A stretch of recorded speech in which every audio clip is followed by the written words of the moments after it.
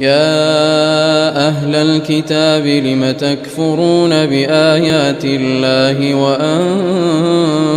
تشهدون يا أهل الكتاب لم تلبسون الحق بالباطل وتكتمون الحق وأنتم تعلمون وقالت طائفة من أهل الكتاب آمنوا بالذي أنزل على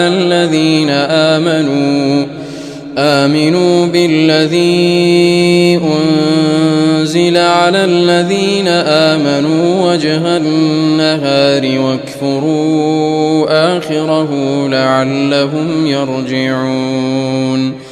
ولا تؤمنوا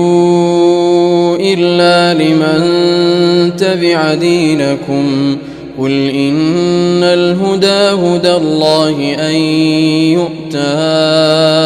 أحد مثل ما أوتيتم أو يحاجوكم عند ربكم قل إن الفضل بيد الله يؤتيه من يشاء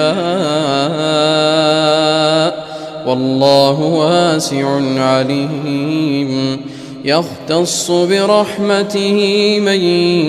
يشاء